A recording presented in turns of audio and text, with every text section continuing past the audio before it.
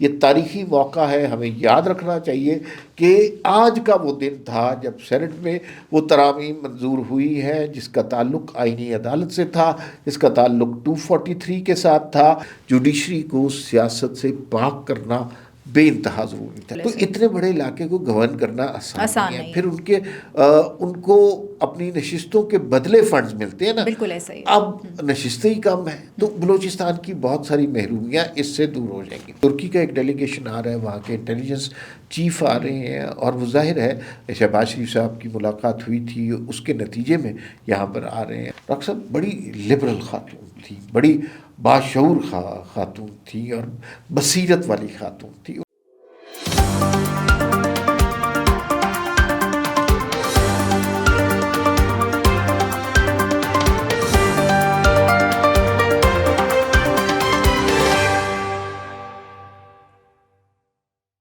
السلام علیکم، میں ہوں آپ کے ساتھ رمشا عارف اور آپ دیکھ رہے ہیں پروگرام وی ٹاک. عمار صاحب میرے ساتھ موجود ہیں. ناظرین، ہم نے دیکھا کہ پچھلے کچھ دنوں سے شہر اقتدار کا درجہ حرارت، سیاسی درجہ حرارت جو ہے وہ بہت زیادہ ہوا تھا، اور آج جو ہے وہ 27ویں آئینی ترمیم سینٹ میں باقاعدہ طور پر منظور ہو چکی ہے. اس کی 59 شقوں کی باقاعدہ طور پر منظوری دے دی گئی ہے.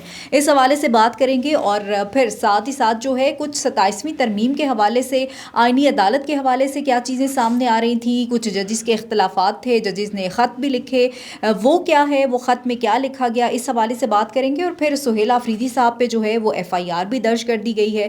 وہ FIR کیا ہے اس حوالے سے بات کریں گے. اور پھر آج جو ہے وہ ایک معروف ادیبہ، ماہر تعلیم، human right activist doctor Arifa Syeda Zehra انتقال کر گئی ہیں. اس حوالے سے بھی بات کریں گے. ویلکم ٹو دا شو عمار صاحب. عمار صاحب، سب سے پہلے تو 27ویں آئینی ترمیم جو کہا جا رہا تھا کہ منظور ہونی ہے نہیں ہونی، کچھ سمجھ نہیں آ رہے تھے، نمبر گیمز کے حوالے سے باتیں ہو رہی تھیں. آج باقاعدہ طور پر جو ہے وہ سینٹ میں پہلا جو ایک آپ اسے کہہ سکتے ہیں کہ کامیابی ہے وہ اس ترمیم کی، وہ آج ہو گئی. اس وقت کی سب سے بڑی خبر، سب سے بڑا دھماکہ، سب سے بڑی بریکنگ یہ ہے کہ سینٹ کی جانب سے 27ویں آئینی ترمیم کے 59 شقیں جو ہیں وہ ساری کی ساری اپروو ہو گئی ہیں. سب لوگوں نے اس کے حق میں ووٹ دیا. جو ووٹ درکار تھے 64 وہ مزے سے پورے ہو گئے، کوئی زیادہ تکلیف نہیں ہوئی. 2 لوگوں نے PTI کے سیف اللہ ابڑو نے اور ملک احمد خان نے، جو کہ JUI سے ان کا تعلق ہے، انہوں نے اس ترمیم کے حق میں ووٹ دیا، اور بات پھر آگے بڑی سہل ہو گئی. توقع کی جا رہی تھی کہ اس کے اوپر ابھی 2 دن بحث ہوگی اور اس کے بعد کہیں جا کر ووٹنگ ہوگی. لیکن جتنی بحث ہوئی، جتنی تقریریں ہوئی، اپوزیشن نے شور مچایا، کاپیاں پھاڑی، لیکن اس کا نتیجہ یہ ہوا کہ یہ ترمیم منظور ہو گئی ہے. اور اب آہستہ آہستہ نظام کی گرفت اب مکمل ہوتی جا رہی ہے. توقع یہ کی جا رہی تھی کہ قومی اسمبلی میں تو یہ بڑی سہولت کے ساتھ منظور ہو جائے گی. اصل مسئلہ تھا کہ یہ کس طرح سینٹ سے منظور ہوگی. تو آپ نے دیکھا ہر جگہ سے اسے گرین سگنل مل رہا ہے، ہر جگہ سے معاملات ٹھیک ہو رہے ہیں. وفاقی کابینہ کے پاس گئے، وفاقی کابینہ نے اسے اپروول دے دیا. اس کے بعد قانون اور انصاف کی قائمہ کمیٹی کے پاس گئے، وہاں سے گرین سگنل مل گیا. سینٹ کی جانب سے خدشہ تھا کیونکہ حکومتی اتحاد کے پاس ووٹ کم تھے، لیکن ووٹ ایسی سہولت سے پورے ہوئے ہیں کہ کوئی سوال بھی نہیں کر سکا. اور اب قومی اسمبلی سے کل یہ اپروو ہو جائے گی. میرے خیال میں یہ ملک کی تاریخ میں آئین میں جو ترامیم کی گئی ہیں، یہ اس کے حوالے سے بہت ہی اہم موقع ہے. یہ تاریخی موقع ہے. ہمیں یاد رکھنا چاہیے کہ آج کا وہ دن تھا جب سینٹ میں وہ ترامیم منظور ہوئی ہے جس کا تعلق آئینی عدالت سے تھا، جس کا تعلق 243 کے ساتھ تھا، جس کا تعلق شاید بلدیاتی نظام کے ساتھ بھی کسی نہ کسی سٹیج پر جوڑا جائے. تو یہ بہت بڑا واقعہ ہے، بہت بڑی بریکنگ نیوز، جو کہ قومی مفاد میں تھی یہ چیزیں ساری. جی بالکل، جی بالکل. اچھا عمار صاحب، ایسا ہے کہ اب جن 2 سینیٹرز نے حکومت کے حق میں ووٹ دیا، ان کے خلاف کوئی کارروائی ہوگی؟ کہا یہ جا رہا ہے کہ شاید سیف اللہ ابڑو کو ان کو واٹس ایپ گروپس اور جو ان کی پارلیمانی کمیٹیاں ان سب سے نکال دیا گیا. دیکھیں PTI تو بالکل ضرور کرے گی، وہ تو ظاہر ہے. وہ گالم گلوچ اور یہ وہ اور لوگوں کے گھروں پہ پتھراؤ وہ سب کچھ کر سکتے ہیں، لیکن سیف اللہ ابڑو کو اس بارے میں علم ہوگا، انہیں اندازہ ہوگا کہ اس طرح کی کارروائی ہوگی، اور وہ یقیناً اس کے لیے تیار ہو کے آئے ہوں گے. اور کچھ وجوہات ہوں گی جس کی بنا پر انہوں نے سمجھا ہوگا کہ PTI کا جو نظریہ ہے یا PTI جس طرح چل رہی ہے وہ ملک کی مفاد میں نہیں ہے، اس لیے انہوں نے مختلف سمت میں ووٹ دیا. اس کا نقصان بہرحال پارٹی کے لوگوں کو ہوتا ہے. اور سیف اللہ ابڑو اس کے لیے تیار ہو کر آئے ہوں گے. تو یہ اتنا سہل ان کے لیے ڈیسیژن نہیں ہوگا، لیکن انہوں نے ڈیسیژن کیا تو ظاہر ہے کچھ اپنا فائدہ بھی دیکھا ہوگا. بالکل ایسا ہی ہے، یہ ترمیم کی پہلی کامیابی تھی. اب آگے دیکھتے ہیں کہ قومی اسمبلی اور باقی جگہ سے بھی جو ہے یہ منظور ہو جائے گا. اچھا عمار صاحب، اس میں نا بہت سی چیزیں جو ہے وہ لوگ سوال اٹھا رہے ہیں اس کے اوپر. سب سے پہلے تو لوگ یہ بھی بات کر رہے ہیں کہ یعنی آئینی عدالتیں جو بن جائیں گی، آئینی عدالتوں کے بعد جو ہے یہ سپریم کورٹ کیونکہ ایک انڈیپینڈنٹ باڈی ہے تو اس کے اختیارات جو ہیں وہ ڈائریکٹلی آپ کی ریاست کے پاس چلے جائیں گے. تو یہ کیا ہے؟ ریاست کے پاس تو نہیں چلے جائیں گے اختیارات، کی تو غلط انٹرپریٹیشن ہے. اور بنیادی طور پر 2 سپریم کورٹ بن جائیں گے، اور ایک سپریم کورٹ لوگوں کے مقدمات کے حوالے سے فیصلے دے گی، وہ مقدمات دیکھے گی کیونکہ بے تحاشا مقدمات پڑے ہوئے بالکل ہیں، ایسا ہی ہے، اس پر بات کریں گے اور وہ اس کے مقدمات دیکھے گی. دوسری سپریم کورٹ جو ہے وہ آئینی عدالت کے حوالے سے بات کرے گی. اچھا کیوں یہ ضرورت پڑی؟ یہ بالکل ضرورت نہ پڑتی، اور یہ 2 چیف جسٹس ذرا عجیب سا بھی لگ رہا ہے اب، کیونکہ نا اس میں پرابلم ہوں گی آگے. پرابلم کیا ہوگی کہ آپ کے پاس اگر دوسری کورٹ کے پاس کوئی کورٹ آیا ہے تو اگر وہاں کسی نے کہہ دیا کہ نہیں یہ نقطہ تو آئین کے مطابق حل ہونا چاہیے، کوئی پراپرٹی کا کیس ہے، کوئی مرڈر کا کیس ہے، کسی اور جرم کا کیس ہے، اور سائل جو ہے سمجھتا ہے کہ اس کو آئین کے تحت معاملہ طے ہونا چاہیے، تو وہ آئینی کورٹ کی طرف بھاگے گا. کنفیوژن تو کچھ اور رہے گا. کیوں یہ ہوا؟ یہ بہت ضروری ہے سمجھنا. پہلی بات تو یہ ہے کہ دنیا میں پاکستان کی عدالتوں کا انصاف کے حوالے سے 129واں نمبر ہے. بالکل ایسا ہی ہے، یہ بہت شرمناک بات ہے. تو وہ سسٹم جو ہم پہلے چلا رہے تھے اس پہ آپ جو مرضی کہیں وہ سسٹم چل نہیں رہا تھا. چند بنیادی تبدیلیاں اس کے اندر ہونا ضروری تھی. جوڈیشری کو سیاست سے پاک کرنا بے انتہا ضروری تھا، کیونکہ جوڈیشری تو بس ہم ماضی دیکھ لیں نا، وزرائے اعظم کو فارغ کرنے پہ لگی ہوئی ہے. بڑی عدالتیں مقدمات وغیرہ دیکھ نہیں رہے. دوسری بات یہ ہے کہ اس چیز کو مہمیز دیا عمران خان کے دور حکومت نے. آپ نے دیکھا کہ ثاقب نثار سے لے کر بندیال تک، اور جاوید ہاشمی کی 2014 والی تقریر یاد رکھیں جس میں انہوں نے کہا کہ ہمیں دھوکہ دیا جا رہا ہے، یہ تو کچھ ججز کے آنے کی بات ہو رہی ہے. وہ لائن میں ایک ججز کی قطار آئی اور انہوں نے اس ملک کے آئین کے ساتھ، انصاف کے ساتھ، قانون کے ساتھ جو کھلواڑ رکھا کہ جاری رکھا وہ ہم سب کو پتہ ہے. آپ نے دیکھا کہ اس زمانے میں عمران خان کے اور تحریک انصاف کے خلاف کوئی فیصلے نہیں ہوئے. ججز جو کہ سپریم کورٹ کے ججز تھے تحریک انصاف کے کارکن لگتے تھے، خود درخواست کرتے تھے ججز کہ یہ مقدمہ ہمارے پاس لے آئیں، ہم اس کو فارغ کر دیں گے. ثاقب نثار صاحب کا مشہور قول یہ ہے کہ 4-5 سینیٹر تو میں ویسے ہی فارغ کر دوں گا. جوڈیشل ایکٹیویزم جو آیا تھا اس کو کنٹرول، یہ سب کچھ اس کا ری ایکشن ہے.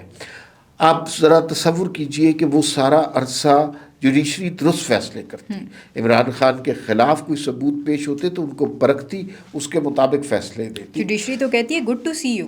ہاں وہ گڈ ٹو سی یو والے ججز تھے. اب صورتحال، اور اس کا بہت فائدہ ہوگا. دیکھیے پاکستان میں جب بھی مارشل لا لگا، ڈکٹیٹروں نے لگایا، اس کو انڈورس کیا سپریم کورٹ نے، عدالتوں نے. پاکستان کے عوامی لیڈروں کو اگر پھانسی ہوئی اس کو انڈورس کیا عدالتوں نے. بالکل ایسے نظریہ ضرورت اگر کسی نے پیش کیا تو وہ ہماری عدالتیں ہیں. انصاف کے حوالے سے 129واں نمبر اگر کسی کا ہے تو وہ ہماری عدالتوں کا ہے. سائل 20-20 سال مقدمات نہیں حل ہوتے، شواہد ہی نہیں پیش ہوتے، گواہ نہیں ملتے، سب کچھ ہمارے سامنے ہو رہا ہے. یہ کورٹس کا سسٹم روٹن ہو گیا تھا. اس کے اندر کچھ بنیادی تبدیلیوں کی ضرورت تھی. ہمیں توقع یہ رکھنی چاہیے کہ اوپر کی سطح پر جو تبدیلیاں ہو رہی ہیں ان کے کچھ مقاصد بھی سمجھ آ رہے ہیں، لیکن اس سے کورٹ کا نظام درست ہوگا، اس سے جوڈیشل سسٹم درست ہوگا، سیاست سے عدالتوں کو پاک کیا جائے گا، عام آدمی کو بھی انصاف ملے گا. اور اگر یہ سیاست سے نظر ہٹے گی تو پھر ان کے پاس مقدمات ہی ہوں گے کرنے کے لیے. تو اس وجہ سے مجھے توقع رکھنی چاہیے کہ آئینی عدالت کے قیام سے ہمارا جوڈیشل سسٹم بہتر ہوگا اور یہ ضروری تھی چینج. اچھا عمار صاحب، آج وکیل ہیں فیصل صدیقی صاحب، انہوں نے اور عابد زبیری صاحب بہت سے ایسے وکلا ہیں سینئر، انہوں نے چیف جسٹس کو خط لکھا ہے. انہوں نے کہا ہے بطور چیف جسٹس آپ جو ہے وہ اس پہ فل کورٹ بنائیں اور اس پہ ڈبیٹ کروائیں کہ یہ ترمیم یہ ساری چیزیں ہو رہی ہیں. دیکھیے میرا نہیں خیال کہ اب سپریم کورٹ اس پہ بہت زیادہ بات کر سکتی ہے. اگر پارلیمان سے کوئی چیز اپروو ہو گئی ہے اس کے اوپر پھر سپریم کورٹ کو بنتا نہیں ہے. پارلیمان کی حاکمیت ہوتی ہے نا. اس سارے جمہوریت کا سسٹم یہی ہے کہ اس میں عوام کے نمائندے جب کوئی ترمیم ڈیسائیڈ کرتے ہیں تو پھر اس کے اوپر ان کی بات حتمی اور اٹل ہوتی ہے. ماضی میں یہ ہوتا رہا ہے کہ پارلیمان کچھ اور کہہ رہا ہے اور عدالتیں کچھ اور کہہ رہی ہیں. سو موٹو کا اختیار بھی ختم ہو جائے گا اب تو. وہ جو ہے نا چھوٹی چھوٹی باتوں پہ جو سو موٹو لیتے رہتے تھے اور جن کے سینوں میں انتقام کی آگ چل رہی تھی، اب وہ انتقام کی آگ ٹھنڈی ہو جائے گی. میرا نہیں خیال کہ کوئی فل کورٹ بنے گا یا سپریم کورٹ اس کے اندر کسی طرح سے بھی مداخلت کرے گی. پارلیمان کو فیصلہ کرنے دے. ہو یہی رہا ہے. دیکھیے ہمیشہ یہی رہا ہے کہ یہ اس ملک میں جوڈیشری اور اسٹیبلشمنٹ مل کر عوامی نمائندوں کو وہ جب چاہے ہٹا سکتی تھی. اب کیا سچویشن ہو رہی ہے کہ اب اسٹیبلشمنٹ کے ساتھ پارلیمنٹ ملی ہوئی ہے اور وہ جوڈیشری کے جو اختیارات ضرورت سے زیادہ تھے انہیں کم کر رہی ہے، جو کہ ایک اچھی بات ہے. بالکل ٹھیک ہے. اچھا عمار صاحب، ادھر سے ہی میں اس چیز کو کنیکٹ کرتی ہوں. وہ استثناء کے حوالے سے بھی ترمیم لائی جا رہی ہے. شہباز شریف صاحب نے تو کہا کہ مجھے نہیں چاہیے بطور، لیکن بہت سے لوگ یہ بات کرتے ہیں کہ شاید اس سے جو ہے وہ former prime minister Imran Khan صاحب ان کو بھی کوئی بینیفٹ حاصل ہوگا کچھ. اچھا، جو استثناء کے حوالے سے بات ہو رہی ہے، ایک تو فیلڈ مارشل کو استثناء ہوگا اس میں. دوسری بات یہ ہے کہ صدر مملکت کو بھی استثناء حاصل ہوگا. انہوں نے منع نہیں کیا کیونکہ وہ شاید یہ فیسلٹی لینا چاہیے. شہباز شریف نا انہوں نے اپنا قد بڑا کر لیا ہے اور وہ بڑے پیڈسٹل پہ کھڑے ہوئے ہیں. ان کے چند سینیٹر نے یہ پیش کی اور انہوں نے کہا نہیں، وزیر اعظم کو استثناء نہیں ہونا چاہیے. اس کے شاید کچھ لوگ یہ بھی بات کر رہے ہیں کہ شاید انہوں نے اس لیے کیا کہ عمران خان کو معافی نہ مل جائے، لیکن یہ بات درست نہیں ہے. اس لیے کہ وہ ترمیم تو امپلیمنٹ آج کی تاریخ سے ہونی تھی نا، یا کل کی تاریخ سے ہونی تھی، یا 14 نومبر سے ہونی تھی، تو وہاں سے ہونی تھی. تو عمران خان کو اس کا فائدہ اس سے پہلے نہیں ہو سکتا. لیکن پھر بھی اچھا اقدام ہے شہباز شریف کا کہ عوام کے نمائندے عوام کے سامنے، عدالتوں کے سامنے احتساب کے لیے انہیں پیش ہونا چاہیے. بالکل ایسا ہی ہے. تو یہ میرے خیال میں شہباز شریف نے اپنے کردار سے اور اس عمل سے اپنا قد بلند کیا ہے. اب ذرا 243 کو بھی تھوڑا سا ڈسکس کر لیا جائے. CDF ایک ادارہ بنایا جا رہا ہے. عمار صاحب وہ ادارہ کس طرح سے کام کرے گا، کچھ یہ بھی سمجھائیے گا. ابھی بہت زیادہ اس کی تفصیلات علم میں نہیں ہے، لیکن کمانڈر آف ڈیفنس فورس کا ایک عہدہ بن رہا ہے. اس کے نیچے تینوں فورسز ہوں گی. جیسے کمانڈر آف ڈیفنس فورس جو ہے کیپٹن ہوگا، کوئی ایک وائس کیپٹن کا بھی عہدہ ہوگا، اور اس سے جو ہے یہ عہدہ تاحیات ہوگا. ٹھیک ہے. اور تاحیات سے میں نے کہیں یہ پڑھا ہے کہ اس میں وہ یونیفارم بھی تاحیات پہن سکتے ہیں. اب اس میں ظاہر ہے کہ کوئی ٹائٹل اگر کسی کو ملتا ہے نا تو وہ تو تاحیات ہی ہوتا ہے، اور ہونا بھی چاہیے. کیونکہ یہ تھوڑی ہوتا ہے کہ آپ ریٹائر ہوئے آپ سے ٹائٹل لے لیا. لیکن باقی دیگر چیزوں کے بارے میں ابھی آہستہ آہستہ بات کھلے گی. بالکل ایسے ہی ہے. آج فیصل واڈا صاحب جو ہیں وہ مٹھائی کا پورا ٹوکرا اٹھا کے لے کے آگے تھے جی ترمیم تو پاس. وہ کوئی 28ویں ترمیم کی بھی بات کر رہے تھے. وہ ترمیم کیا آئے گی؟ اچھا، 2-3 باتیں ابھی رہ گئی ہیں. پہلی بات تو یہ ہے کہ ANP کی ایک ترمیم کی سجیشن تھی کہ خیبر پختونخوا کا نام پختونخوا رکھ دیا جائے. اچھا یہ بڑی غلط بات ہے. اس طرح ہزارہ کمیونٹی کو وہ مجبور کر رہے ہیں کہ وہ اپنا صوبہ خود بنوائیں، اور پھر وہ پختونخوا صرف وہاں پہ اور بھی طرح کے پنجابی بھی رہتے ہیں. اچھا تو یہ ذرا تکلیف دہ بات ہے، لیکن ابھی اس پہ فائنل نہیں ہوا. اس پہ ابھی بات چیت چل رہی ہے. یہ 28ویں میں شاید. دوسرا ایک جو بہت اچھی ترمیم سجیسٹ ہوئی ہے وہ ہے بلوچستان کی نشستوں میں اضافہ. بلوچستان کے مسائل کا حل یہی ہے. بلوچستان بہت بڑا صوبہ ہے، وہاں عام آدمی نہیں جا سکتا، اور وہ جو ہے جو نمائندہ ہوتا ہے وہ اتنے بڑے علاقے میں 4 گھنٹے گاڑی چلتی رہتی ہے، ایک حلقہ نہیں ختم ہوتا. تو اتنے بڑے علاقے کو گورن کرنا آسان نہیں ہے. پھر ان کو اپنی نشستوں کے بدلے فنڈز ملتے ہیں نا. اب نشستیں ہی کم ہیں، تو بلوچستان کی بہت ساری محرومیاں اس سے دور ہو جائیں گی. تیسرا ایشو جو کچھ لوگوں نے کہا, کچھ تجزیہ کار بتا رہے ہیں, NFC ایوارڈ کے حوالے سے. ابھی جو ترمیم آ رہی ہے اس میں NFC ایوارڈ کا قطعاً کوئی ذکر نہیں ہو رہا. اچھا ٹھیک ہے, لیکن کہا جا رہا ہے کہ 28ویں ترمیم کے اندر یہ پختونخوا کے نام کی تبدیلی, بلوچستان کی نشستوں میں اضافہ اور NFC کے حوالے سے بھی کچھ چیزیں تجویز کی جائیں گی.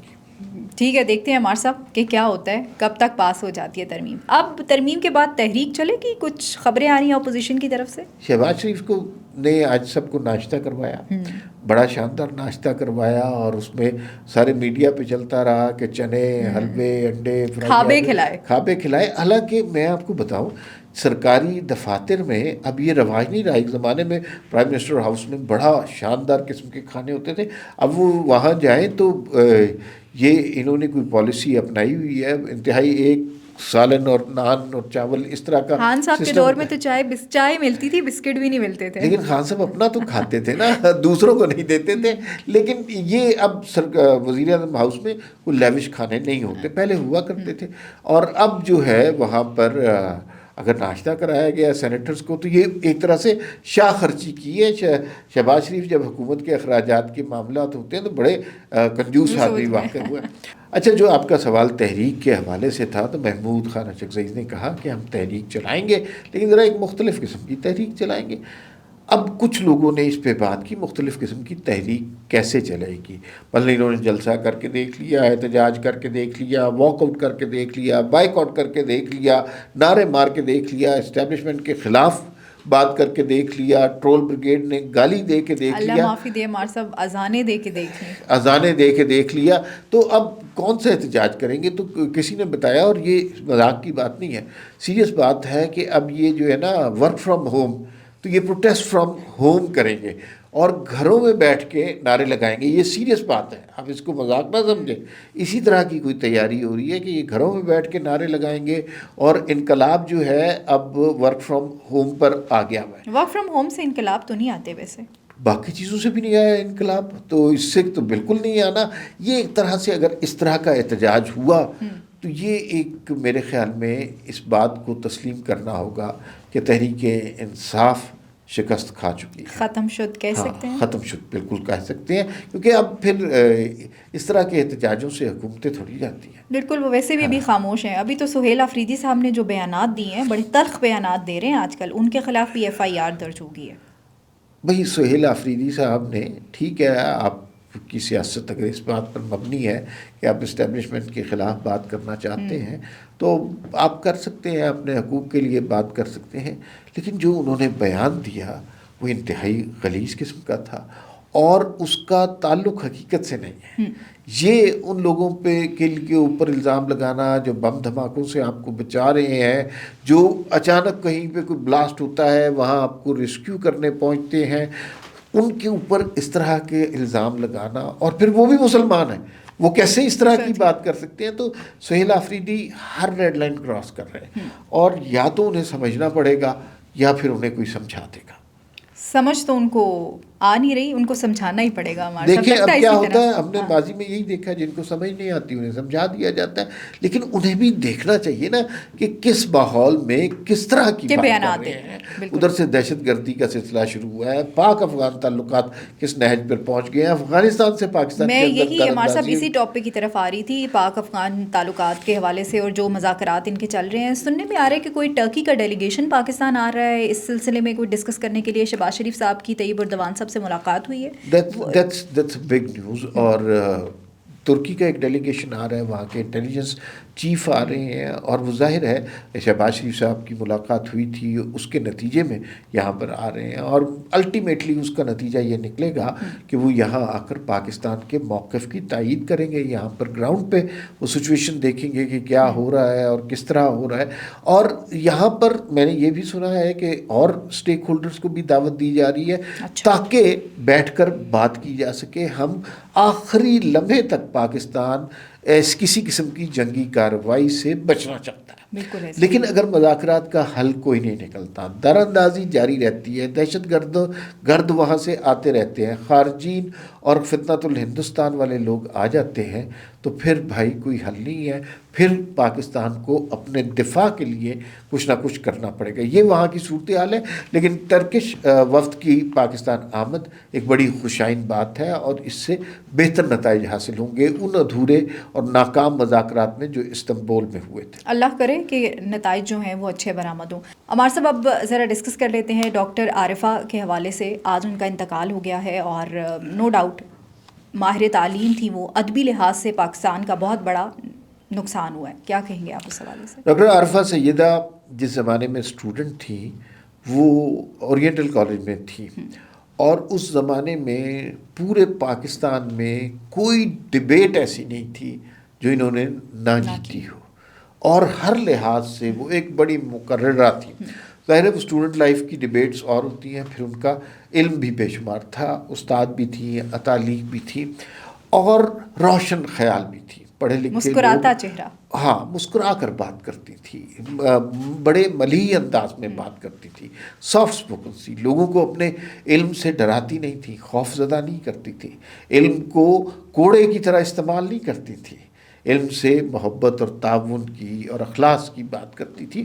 اور مجھے بڑا شرف حاصل ہے، ان سے بے تحاشا ملاقاتیں رہی ہیں، اور ان سے آپ کسی بھی موضوع پہ بات کریں. مجھے یاد ہے رات کے ایک میرا پروگرام ہوتا تھا پی ٹی وی سے، تو اس 2 گھنٹے کا پروگرام تھا، ڈاکٹر صاحبہ اس میں آئیں، تو میں نے کہا ڈاکٹر صاحب آپ سے کیا کس موضوع پہ بات کریں، کوئی سبجیکٹ آف یور چوائس ہے؟ انہوں نے کہا جس مرضی موضوع پہ بات کر لیں. اور میں نے کہا چلیں ناصر کاظمی پہ بات شروع کرتے ہیں. 2 گھنٹے ناصر کاظمی پر بات کی، اور اس قدر خوبصورت طریقے سے کی، اتنے اچھے لہجے سے کی کہ لطف آ گیا. دوسرا جو میں نے روشن خیالی والی بات کی نا، ہمارے ہاں لوگ بہت زیادہ جو ہے قدامت پسند ہوتے جا رہے ہیں. خاص طور پہ جب آپ کے پاس بہت زیادہ علم ہو جائے، آپ خاص قسم کا تڑکا لگا دیتے ہیں. ڈاکٹر صاحب بڑی لبرل خاتون تھی، بڑی باشعور خاتون تھی، اور بصیرت والی خاتون تھی. ان کے جانے سے بہت نقصان ہوا، اور انہوں نے لاہور کے اوپر جو 12 دریوں پہ کام کیا وہ بھی بڑا لاجواب ہے. ان کے لیکچرز بڑے کمال کے تھے، بہت ساری چیزیں ہیں ان کے حوالے سے، لیکن جو ان کا اصل فن تھا وہ گفتگو کا آرٹ جانتی تھی. اور یہ جو ہے نا conversation is a dying art of not dead, تو ختم ہوتا جا رہا ہے. تو بہت کم لوگ ہیں جو اتنی خوبصورت گفتگو کرتے تھے. وہ گفتگو سے بات سمجھانے کی اور اپنی آڈینس کو قائل کرنے کی کا ملکہ رکھتی تھی. بہت شکریہ عمار صاحب وقت دینے کے لیے. ناظرین، ڈاکٹر عارفہ سیدہ کے حوالے سے یہی کہنا چاہوں گی، کیا لوگ ہیں صدیوں میں پیدا ہونے والے، علم، انسانیت، تہذیب ان کا کل تھا. اللہ تعالیٰ ان کے درجات بلند کرے. اسی کے ساتھ مجھے اور عمار صاحب کو اجازت دیجیے. اللہ نگہبان. پاکستان زندہ باد.